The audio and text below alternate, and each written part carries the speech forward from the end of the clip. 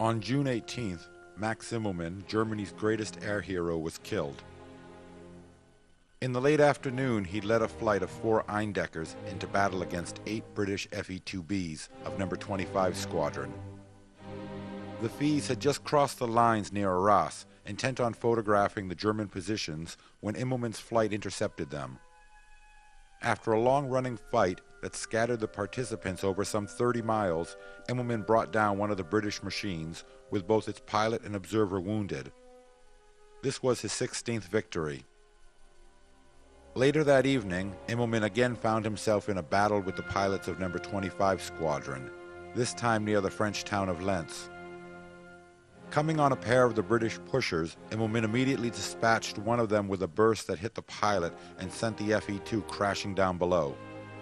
The second machine, however, flown by Second Lieutenant G.R. McCubbin, a South African, managed to bring its guns to bear on the great German ace, and Immelman's Fokker fell to its destruction. The Eagle of Lille was dead. As Germany mourned the loss of its first ace, rumors began to emerge that he had not been vanquished by the enemy, but had been killed when the interrupter gear in his Fokker failed and he shot off his own propeller. This theory was widely accepted at the time. The public had believed Immelman to be invincible, and he simply couldn't have been downed by an enemy two-seater.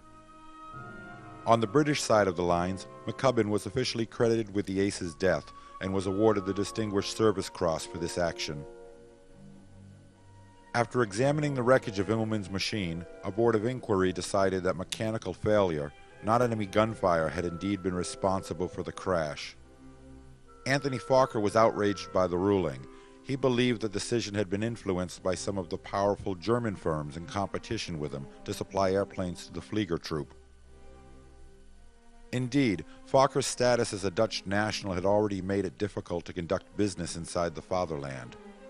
There had been ongoing problems in securing the contracts needed to supply the Dutchmen with the better, more powerful engines being built by the Mercedes and BMW firms.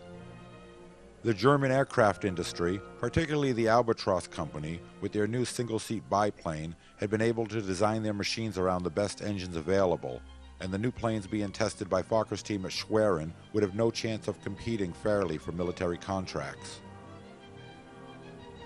With the death of Max Immelman, the day of the Eindecker's favor had come to an end.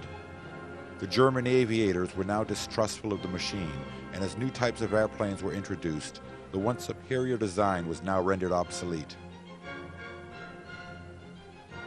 Many of the frontline fighter squadrons were now being re-equipped with a decent performing Scout designed by the Albatros Company.